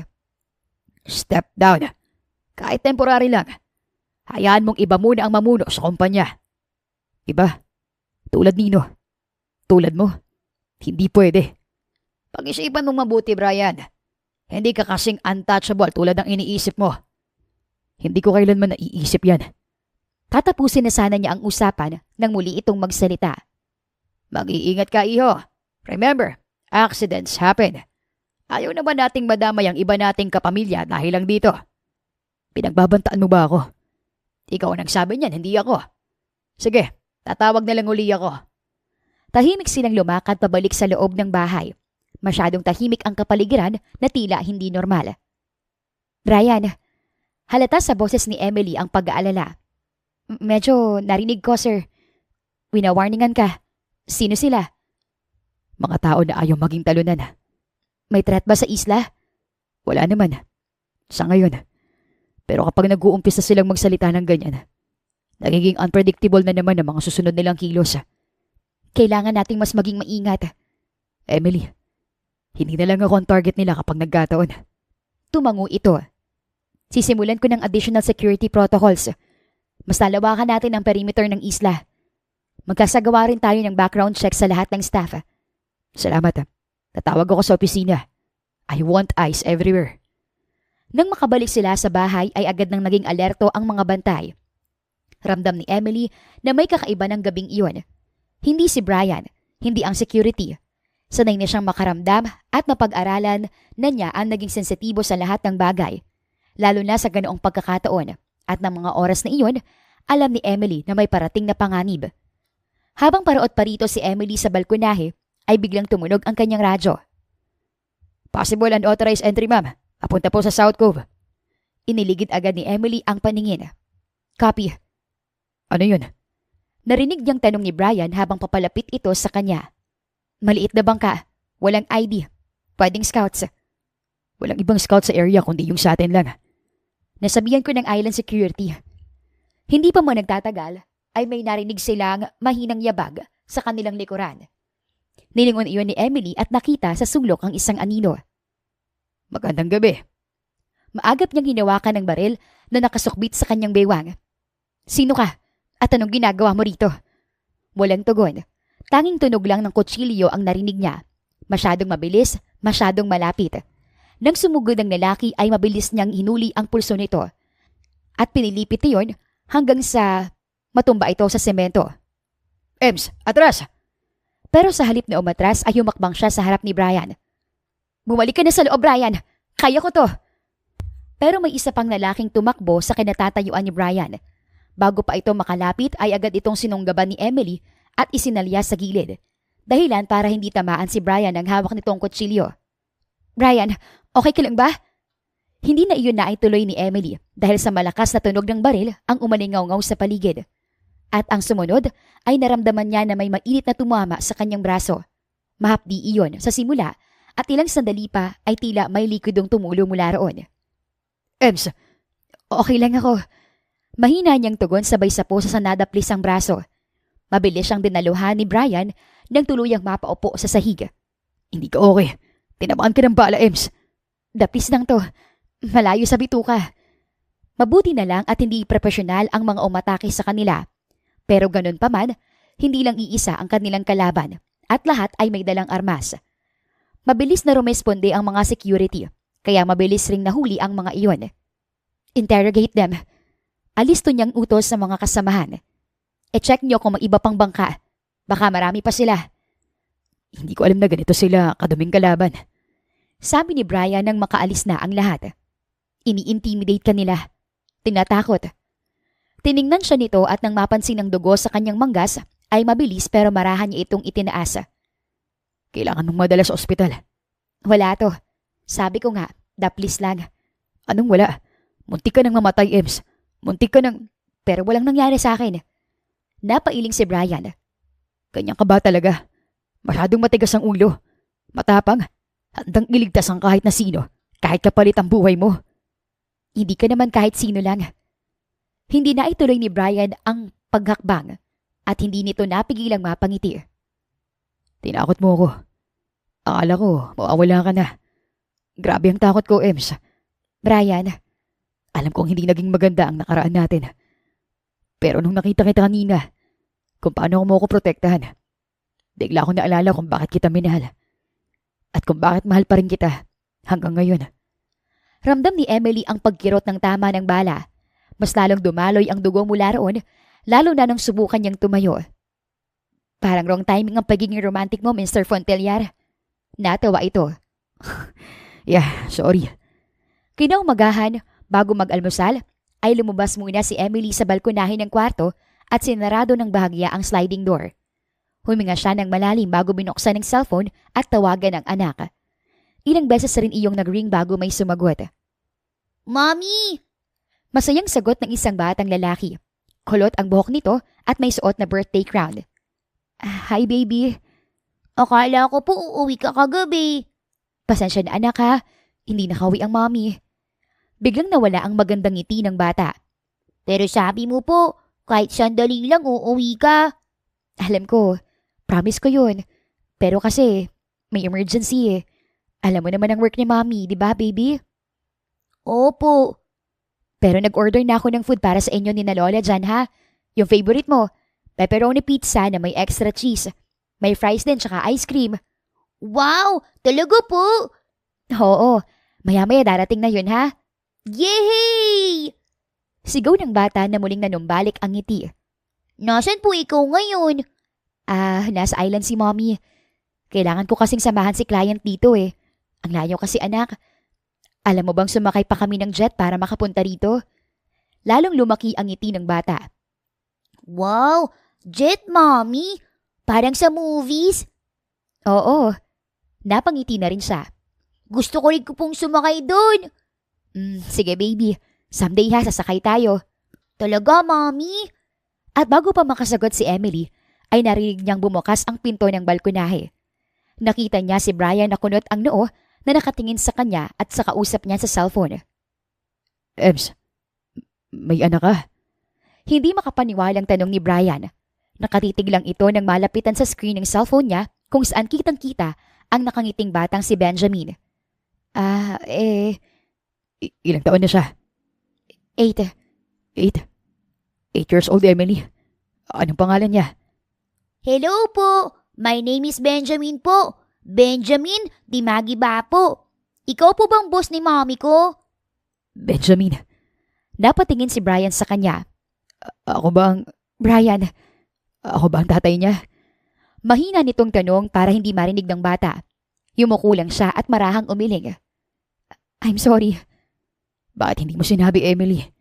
Muli, napatingin ito sa screen at muling nakita ang maliit na detalye. Ang ngiti ni Benjamin ay kaparehong-kapareho ng paraan ng pangiti ni Brian noong bata pa ito. At bigla, lumakas at bumilis ang tibok ng puso nito. Bakit hindi mo sinabi sa akin? Bakit itinago mo siya sa akin? Mahinang tanong nito na may kaunting galit at sakit. Hindi ko kaya. May mga dahilan ako, Brian. Pwede bang mamaya na lang natin pag-usapan? Sa kabilang panig ng video call, ay pilit sumisilip ang bata sa usapan nila ni Brian. Mommy, nag-aaway po ba kayo? Malungkot nitong tanong habang nakatitig kay Brian. Automatiko naman itong tiningnan ni Brian. Hindi naman, baby. Sino po siya, mommy? Benjamin, anak. Ano siya? Siya ang kliyente ni mommy. Nanatiling tahimik lamang si Brian. Nanatiling nakatitig lang sa bata. Gusto ko siya makilala, Emily. Gusto ko siya makita ng personal. Mabilis itong gumalaw. Inilabas ang cellphone para mag-check ng schedule at logistics. Saan kayo nakatira? Pwede ko silang ipasundo ngayon. Ako nang bahala sa lahat. Napahawak si Emily sa dibdib. Ano? Ipapasundo mo ng jet? Brian, wag. Ayoko. Sa itsura ni Brian, parang gusto na siya nitong awayin at pagpaliwanagin. Pero isang sandaling lang ay nakita niya itong bahagyang ngumiti. Hayaan mo kung makita siya. Please, kailangan ko siyang... Mommy, pagbalik mo, dadalan mo ako ng chocolate cake. Putol nito sa sasabihin ni Brian. Ay, oo naman baby. Promise ko yan. At hindi lang chocolate cake. May ice cream pa. Gusto mo yun, di ba? Yes po. Thank you, Mommy. Huminga ng malalim si Emily nang tapusin na niya ang video call sa anak. Nang tingnan niya si Brian ay tila blanco ang mukha nito. Sinabi mo dapat sa akin ang tungkol sa kanya. Ito naman ang napabuntong hininga. Alam kong wala akong karapatan na magalit. Pero sana maintindihan mo na. Naiintindihan ko, Brian. Sorry. Sinubukan ko lang talagang ipaalam sa'yo pero gustuhin ko man. Hindi ko alam kung paano kita makukontak.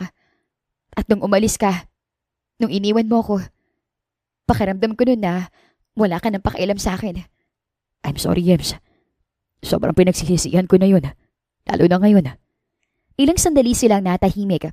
Sumandal si Brian sa dingding ng balkonahe at sinuklay ang buhok ng mga daliri. Mahilig siya sa chocolate.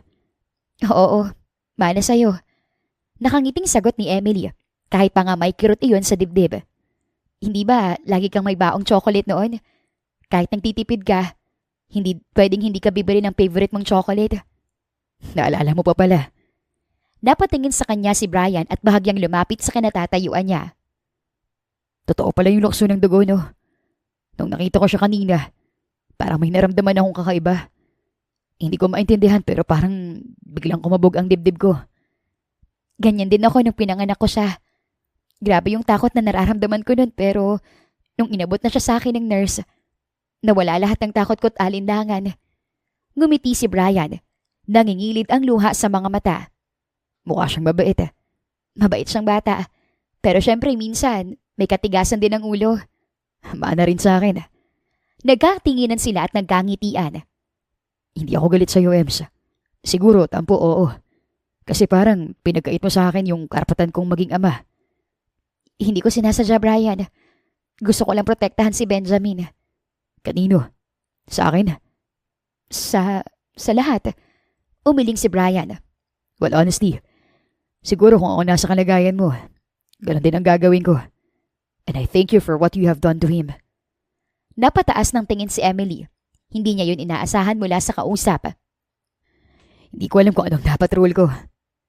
Hindi ko alam kung anong karapatan ko pero gusto ko sana siyang makita at makilala, Ems. Alam kong late na pero sana bigyan mo ko ng chance para maging parte ng buhay ng anak natin. Of course. Sa veranda nakahanda ang almusal. Sa tapat ng napakagandang karagatan. May mga sariwang prutas, smoked salmon, pancakes, bacon, eggs, fresh orange juice, kape. Nakauniforme ang lahat ng staff. Ang ilan doon ay inaayos ang mga gintong kubyertos. Sa mahabang kahoy na lamesa. Nakaupo siya sa tabi ni Brian. Napakagwapo nito sa suot na casual na polo na hindi mapigilan ni Emily na tapunan ito ng tingin. Nakaupo naman sa wheelchair ang lola ni Brian. Katabi ang ama at ina nito at lahat ay tila may mayayamang karakter sa telenovela. Good morning, everyone. Oh, Emily, nakatulog ka ba ng mabuti?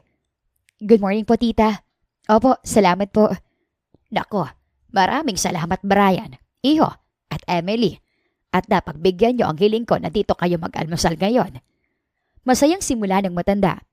O siya, kumain na tayo at hindi magandang pinaghihintay ang pagkain. Napuno ng kwentuhan at tawanan ng almusal. Pero ang mga mata ng mga magulang ni Brian ay laging bumabalik kay Emily. So Brian, hanggang kailan kayo dito ni Emily? Baka gusto niyong sumama sa amin ng dad mo. Plano naming itry yung bago niyang coffee shop sa Lagoon mamaya. Napatingin si Brian kay Emily. May importante kasing appointment si Ems ngayon. And now that Grandma's fine, pwede na siguro kaming bumalik sa Maynila. I see, pero sayang naman kasi. Minsan na lang din tayo magkasama-sama dito, hindi ba, Mama? Tama ang mom mo, Brian. Tatango-tangong sagot ng lola nito. Tingnan mo nga't kung hindi pa ako inatake, hindi tayo magkakama-sama-samang mag-almusal ngayon. Pero Grandma, Birthday kasi ni Benjamin kahapon. Nakapangako si Ems na uuwi pero we had to stay until today. Benjamin? Sinong Benjamin? Takang tanong ng ama ni Brian. Anak ko po, sir. Tito. Nagkatinginan ang lahat. Halata sa mukha ng mga ito ang pagkagulat. Well, that's unexpected. Mahinang sabi ni Mrs. Monteliar. So, ilang taon na itong si Benjamin Emily? 8. He's 8, Mom. Hindi napigilang sagot ni Brian na malaki ang pagkakangiti. Kahit sa nakahaing pagkain ito nakatingin, ay halatang halata ang saya sa mukha nito. Kung makikita niyo lang siya, he looks exactly like me nung bata pa ako, tsaka kung hindi pa ito siniko ni Emily, ay hindi nito mapapansin na natigilan ang lahat at nakatingin sa kanilang dalawa. Brian, anak, anong ibig mo sabihin na kamukha mo ang anak ni Emily? Sinabi ko ba yun? Sabay-sabay na nagtanguan ng lahat at nang tingnan siya nito ay sumimangot siya at umiling-iling. Brian! O bakit? Anong ginawa ko? Pinanlakihan niya ito ng mga mata. Hindi ba napag-usapan natin kagabi na wala mo nang makakaalam tungkol kay Benj? Oh, Dad. Sorry. Na-excite lang ako, sorry. Hoy, ano yung bulungan yung yan ha? Brian, iho, explain. Grandma, ano po kasi? Kilala mo ako, Brian. I hate secrets. Lalo na kung kasama sa usapan ang pamilya. Pamilya? Ano bang pamilya itong napasukan niya? Yumuko na lang si Emily at hinayaang si Brian na lang ang magpaliwanag sa mga kaharap. Talk to us, son. Sino itong Benjamin na ito at bakit sinabi mong kamukha mo siya? Dad, well... Nilingon muna siya nito bago nagpatuloy. Fine. Narito na rin lang tayo. Might as well tell you the truth. Si Benjamin, siya ang anak ni Emily. Siya ang anak namin. Napakapit na lang si Emily sa ulo at umiling. Yun na yata ang pinaka-nakakahiyang sandali ng kanyang buhay na gusto na niyang lamunin siya ng lupa. Nanlaki ang mata ng ina nito at ang ama. Kahit kita sa mukha ang pagkagulat, ay malaki rin ang pagkakangiti. Anak niyo? May anak kayong dalawa? Brian, seryoso ka ba? Santissima! Malakas na sabi ng lola ni Brian na halos tumayo na mula sa wheelchair. May apo na ako. Iho, bakit ngayon mo lang ito pinaalam sa amin? Seryosong tanong ni Mr. Fonteliar. Brian, come on! Ano nangyari? Seryosong tanong ng ama nito. Hindi kami galit. Gusto lang naming maintindihan. Tahimik lang si Emily kaya si Brian na ang unang nagsalita. Hindi namin sinasadyang itago, Dad. Mom, Grandma. Ang totoo kasi, Dad. Kagabi ko lang din nalaman. Pero walang kasalanan si Emily. Hindi niya planong ilihim ang tungkol sa bata. Hindi ko nga alam na... Teka, putol ng lola nito. Hindi mo alam o hindi mo tinanong. Walang naitugon doon si Brian. At ikaw naman, Emily, bakit mo itinago ang tungkol dito? Ito na. Hindi po sa ayaw kong sabihin. Diretso niyang sabi. Gusto ko lang po kasing protektahan ang anak ko. Protektahan mula sa amin? Tanong ni Mrs. Fonteliar nang nakangiti. Mula po sa pressure, sa buhay na hindi niya pinili. Ganyan din ako nang buntis ako sa ama ni Brian. Takot ako sa mundo, pero mali ako sa isang bagay. Hindi ko alam na mas maganda pala ang mundo kapag mas marami ang nagmamahal sa anak ko. Muli, yumuko si Emily para itago ang mga luha. Agad namang hinawakan ng ina ni Brian ang kanyang kamay. Emily, iha. Hindi ka namin sisingilin sa mga taon na hindi namin nakilala ang apo namin. Ang mahalaga, nandito kayo ngayon. Dugtong ni Mr. Fonteliar. May kaunting tampo kami, syempre. Pero sino bang mga lolo at lola ang hindi magtatampo kung ilang taong ipinagkait sa amin ang apo namin? Pero, natatawang sabat ni Lola. Mas excited kami kaysa nagtatampo, iha. Maraming salamat po sa inyong lahat. Akala ko po, sisiguan niyo kami. Pasimpleng pinahira ni Emily ang luwa sa pisngi. Agad naman siyang inabutan ni Brian ng panyo na nagpangiti sa mga magulang nito. Naku, sayang ang boses ko. Nakangiting tugon ng ina ni Brian. Mas gusto ko magplano. Magplano po? Oo, iha. Sa birthday ng apo ko. Teka, Mom. Slow down. Hindi ba dapat ako munang unang makipagkilala sa kanya bago kayo? No! Birthday niya kahapon, hindi ba? Abay, hindi pwedeng hindi kami kasama sa celebration. Right, honey? Tama ang mom mo, Brian. Tiningnan siya nito. Okay lang ba, Ems? Parang wala naman akong choice. Sorry. Bulong ni Brian. Fine. Let's plan this. Okay, Ate Lilia, get my tablet. We need to take notes. Tumayo ang ina ni Brian at itinawag ang isa sa mga staff. So, anong kailangan natin? Discretion po sana. Halos pabulong na sagot ni Emily. Sana po, walang press, walang drone. Of course, kailangan nating i-maintain ang privacy ng pamilya. Tumango naman si Brian at pagkatapos ay kinuha ang cellphone. Tatawagan ko ng pilot para maihanda na ang jet para sa flight natin mamaya. Teka, Brian. Oh, ang cake wag kakalimutan. Masayang sabi ni Doña Marcela. At wag basta cake ha. Gusto ko yung cake na kapag hinipan ng bata ang kandila, may lalabas na. How about money cake, Mama? Tanong naman ng ina ni Brian. Oh, great idea, anak. Sige, tawagan mo na ang pastry chef natin para masimulan na niya. At since 8 years old na ang apo ko, bigyan natin siya ng 8 cakes. Grandma, hindi ba para masyado naman yung... Walang masyado para sa apo ko sa tuhod. Napakamot ng ulo si Brian. Guys, please. 8 pa lang yung bata. Let's keep things simple. Tahimik ang lahat at pagkatapos ay sabay-sabay napatingin kay Brian. Anak, simple na nga iyon. Aba, kung gagawin nating enggrande ang party ng apo ko, hindi lang 8 ang cake na ipapahanda natin. Oh, anyway, toy lists naman tayo. Sabi ng tatay ni Brian. Ano ba ang hilig ni Benjamin? Mahilig po siya sa dinosaurs and reading pero... Oh, great! Putol ni Mrs. Fontelliar. Tatawagan ko ang ninong mo, Brian. Remember Agathon? The paleontologist. Mom, I'm sure matutuwa ang apo ko kapag dinala ni Agathon ang ilan sa mga collections niyang fossils and stuff. Kung library van kaya, yung may reading nook. Teka, library van po? Yes, Emily. Since mahilig magbasa ang apo namin, I'm sure matutuwa siya kapag nagkaroon siya ng sarili niyang mobile library. Dad. Okay, venue naman tayo. Sabi ni Mrs. Fontelliar. Okay lang ba na sa bahay ng parents mo ang party, Emily?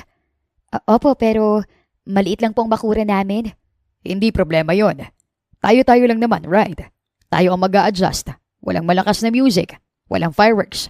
Although, yes, Dad, that's final. Walang fireworks. How about the theme? Mom, hindi na natin kailangan ng... Dinosaur! Tugon ng lola. Natawa na lang si Brian. Pasensya ka na, Ems, ha? Welcome to my family. Naudot ang pagsusungit niya kay Brian nang makatanggap siya ng notification mula sa kanyang ina. Nag-text po ang nanay ko. Excited na raw po si Benjamin sa chocolate cake. Yun lang daw po ang gusto niya tsaka ang mommy niya. Well, darating ang mommy niya. Kasamang daddy niya. Sabi ni Brian sabay kindat na ikinatuwa ng lahat. Abay, syempre, kasama rin ang grand lola niya. Kasama rin ang mamita niya, of course. Masayang dugtong ni Mr. Fontelliar. Okay. Tapusin na natin ang breakfast meeting na ito para makapagsimula na tayo ng plans natin. Halos sabay-sabay tumayo ang mga nasa mesa at nang sila na lamang dalawa sa hapag ay hinawakan ni Brian ang kamay ni Emily. Salamat ha. Again, parang wala akong choice, Brian. And sorry about that. Basta, ipangako mo lang na sisimplihan lang natin ng lahat, ha? Oh no. Kung ako lang, Ems, kaya kong ipangako sa'yo yan. Pero with my parents, lalo na si Grandma. Umiling ito at tumawa. Lagot. Huminto ang convoy sa harap ng simpleng bahay ng mga dimagiba. Kalawangin ang tarangkahan nito, may mga halaman sa paso, sa gilid, at may mga tsinelas sa labas. Walang fountain, walang security tower, at lalong walang automatic gate. Ito na. Sabi ni Brian pagkababa sa kotse. Napangiti ito dahil sa mga alaala ng lugar. Dahan-dahang bumaba si Doña Marcela na inalalayan ni Mr. Fontelliar. Hawak nito ang tungkod pero diretso ang tindig. Tumingin ito sa dalawang palapag na bahay at ngumiti. Ang bango. Sabi nito. Parang masarap ang niluluto sa loob ah. Tumango-tango ang ina ni Brian. Tama ka, Mama. Ngayon lang uli ako nakaamoy ng lutong bahay. This is so exciting! Lumapit si Emily sa gate at nanginginig na kumatok. Nay, narito na po ako. Nay! Anak! Wala pang 1 minuto ay bumukas na ang gate. Agad siya nitong niyakap ng mahigpit. Akala ko'y bukas pa ang dating mo. Nay, teka. Sino yung kasama mo? Si Brian ba yan? Putol ng kanyang nanay nang makita si Brian na nakatayo sa likod niya. Opo, tita. Hello po. Mabuti po, naalala niyo pa ako. Ay, paano hindi kita maaalala? Halos araw-araw kang bukang bibig nitong si Emily. Nay, pero sino sila? Sa likod ni Brian ay magkakatabing nakangiti ang lola nito at mga magulang. Eleganteng-elegante ang mga suot kahit pa nga pilit nagpapakakasyual. Parents ko po and si grandma. Ganun ba? Pero bakit? Lola, si Mami na po ba yan? Malakas na tawag ng isang bata mula sa loob. Nakita na lamang nila itong tumakbo palabas nang walang tsinelas. Mommy! Lumuhod si Emily at sinalubong ng yakap ang anak. Happy birthday, anak. Sorry ha, hindi ako nakauwi kahapon. Okay lang po. Alam ko naman po na busy kayo sa work. Mommy, sino po siya? Makulit nitong tanong habang titig na titig kay Brian. Bakit po parehong kami ng muka? Biglang kumabog ang dibdib ni Brian. Dahan-dahan itong lumapit sa bata. Hello, ako si Brian. Hello po, ako po si Benjamin. Ikaw po ba yung client ni Mommy? Yung may island tsaka may airplane? Natawa ang lahat, lalo na ang lola ni Brian na hindi maitatago ang pangingilid ng luha. Ako nga. Happy birthday, Benjamin. Pwede ba kitang yakapin? Tumangulang ito at ngumiti. At sa gilid, nagsimula ng umiyak ang nanay ni Emily. O siya, pumasok na kayo sa loob at baka mainitan kayo ng sobra dito sa labas. Nang nasa loob na ang lahat at nang nagkakilanlan na ang isa't isa, ay naging abala na ang ama ni Brian na turuan ang mga tauhan na ayusin ang bakuran para sa maliit na salo-salo. Tahimik ang sala pero may mga dekorasyong lobo at simpleng birthday banner na medyo tabingi ang pagkakadikit. Amoy fried chicken at spaghetti. Normal, simple, totoo. Anak, simula ni Emily. Diba, sabi ko sa'yo noon, may ipapakilala ko sa'yo na isang importanteng tao.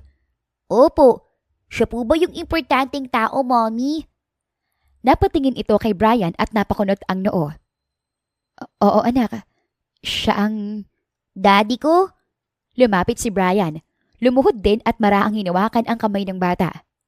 Hi, Benjamin. Sorry kung ngayon lang. Tahimik lang ang bata pero ilang sandali lang ay ngumiti na ito. Totoo po? Kayo ang daddy ko? Yung totoo pong daddy? Yes, Benjamin. Pwede mo po akong iatid sa school? Tsaka pwede tayo maglaro ng video games?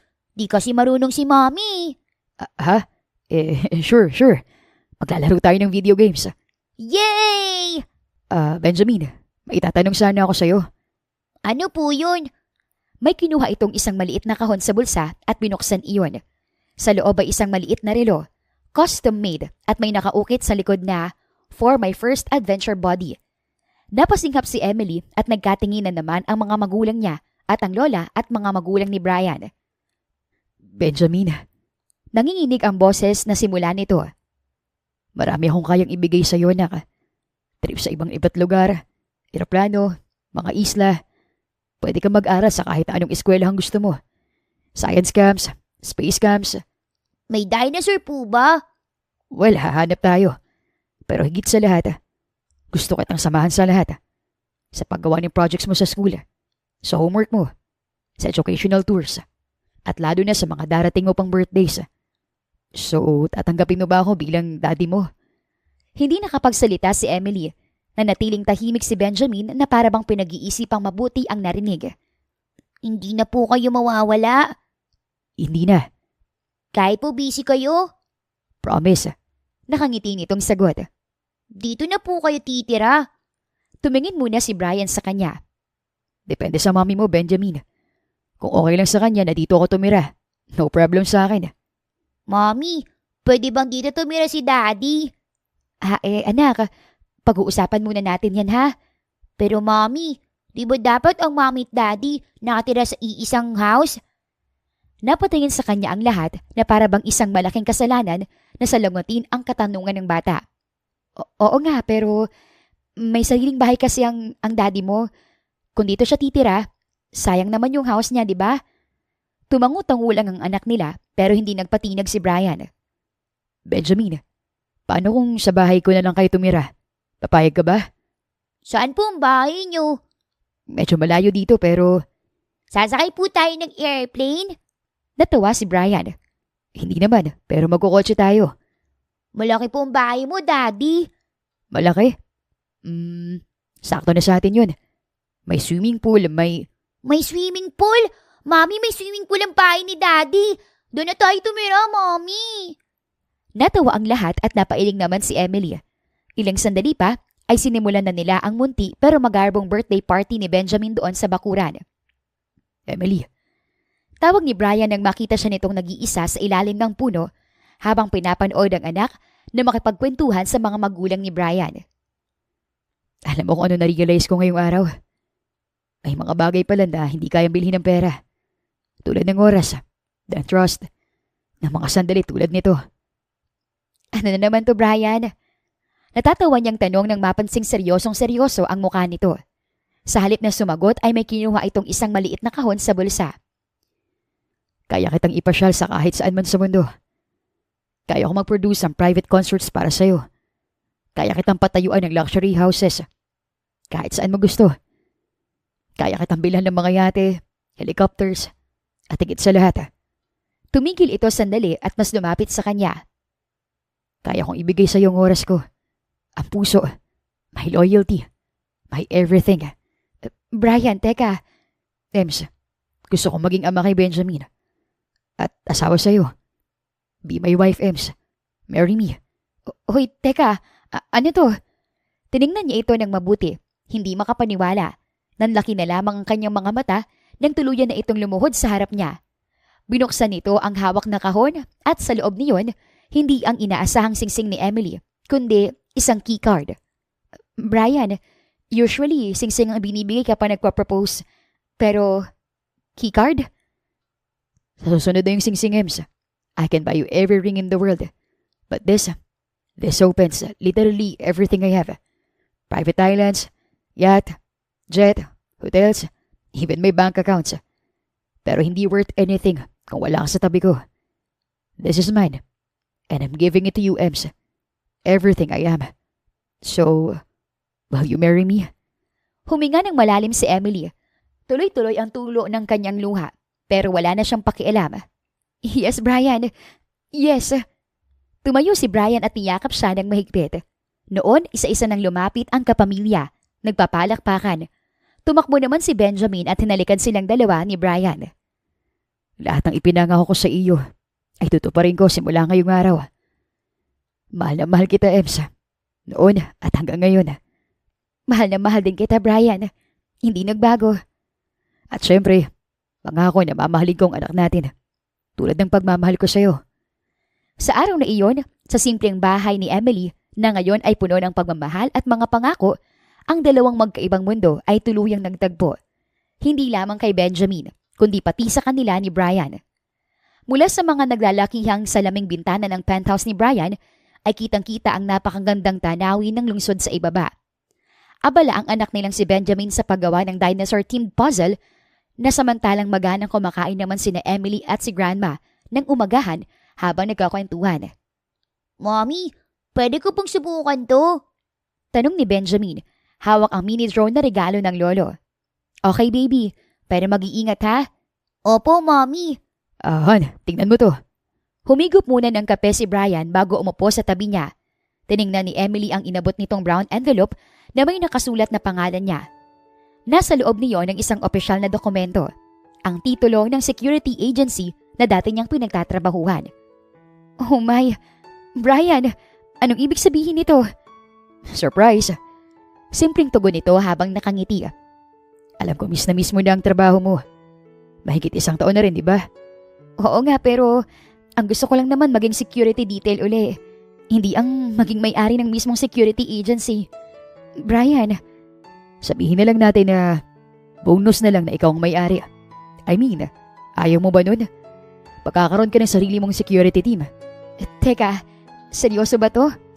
Seryosong seryoso. Gusto kita makita na masaya. Doing what you love. Ngayon, hindi ka na lang basta security detail. Ikaw na ang boss ngayon. At secretly, may sponsor ang agency mo sa kahit na ano. Sa lahat ng resources na kailangan mo. Saglit siyang natigilan. Grabe ka ha. Lagi mo na lang akong sinusurpresa. Hindi naman yan simpleng sorpresa lang, honey. Gusto ko malaman mo na susuportahan kita sa lahat ng gusto mong gawin. Pero sa isang bagay, Ano? ang hiwalayan ako. Napangiti siya. Niyakap niya ng mahigpit ang asawa. Hindi mangyayari yan. Promise. Alam ko naman. Sobrang gwapo ko kaya at wala ka na makikitang lalaki na kasing gwapo ko. At ito naman ang yumakap sa kanya ng mahigpit. Wakas,